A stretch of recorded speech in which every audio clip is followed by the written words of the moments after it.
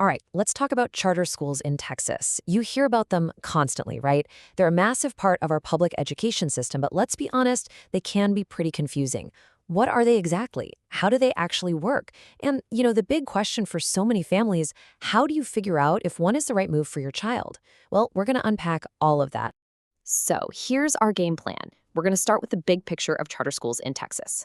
Then we'll dive into how the state actually grades them, cover some recent changes that you'll definitely want to know about, and give you a solid checklist for making your choice. And we'll wrap it all up with the one key takeaway you won't want to forget. First up, let's just get our heads around the sheer size and scale of the charter school sector here in Texas. Because honestly, it might be a lot bigger than you think. Just look at this number for a second, 958. That's the number of individual charter school campuses up and running across Texas as of the middle of 2025. Yeah, this is not some small niche experiment. It's a huge educational force in the state. So, what does a number that big mean for students? Well, those nearly 1,000 campuses are educating around 8% of all public school students in Texas. That really makes charters a major player and a super important option for families who are looking for something different than their traditional neighborhood school. So let's get down to the most crucial point. What exactly is a Texas charter school? The key thing to remember is they are public schools. That means they are tuition-free. But instead of being a standard school in a district, they operate under what's called a charter. And that charter gives them a lot more flexibility to do things differently, like offering specialized programs in STEM or arts, or creating a really unique school culture. Of course, with all that flexibility comes a really big question. How do we make sure these schools are actually doing a good job? And that brings us to the state's accountability in grading system. The state actually takes a two-pronged approach here because it's not just about test scores. The Texas Education Agency, or TEA, looks at both academic performance and how they manage their money, which makes sense, right? After all, these are public schools using public, taxpayer funds. So on the academic side, you've got that A through F rating system that pretty much everyone's familiar with.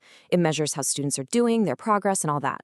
But what's really interesting is something called the local accountability system. This actually lets some schools include their own locally developed goals in their official state rating, which adds a cool layer of community-specific focus.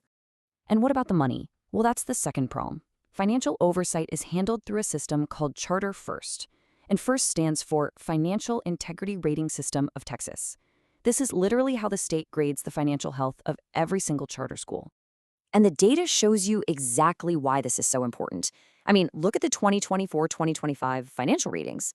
You see a huge range. On the high end, you've got 103 schools that earned a superior A rating. Fantastic.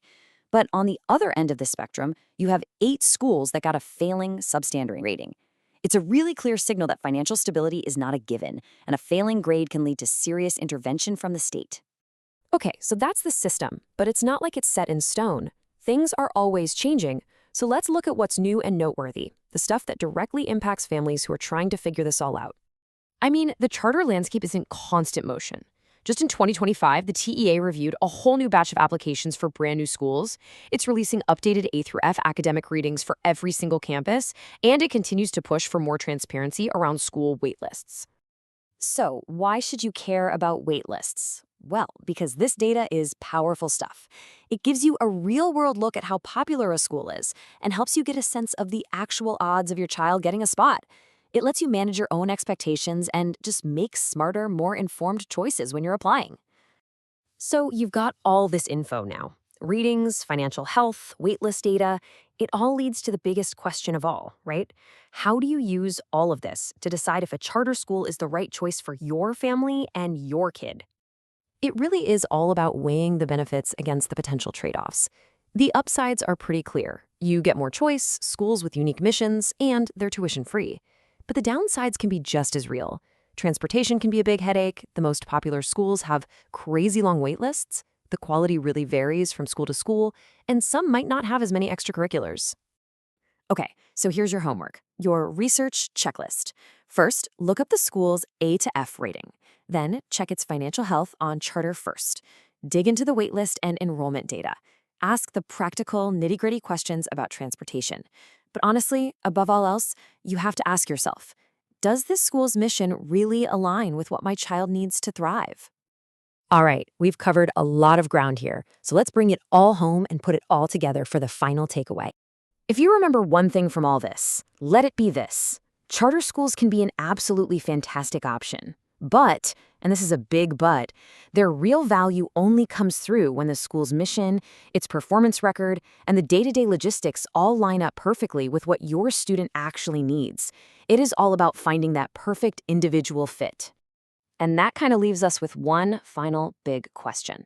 This huge piece of the education puzzle is always growing, always changing.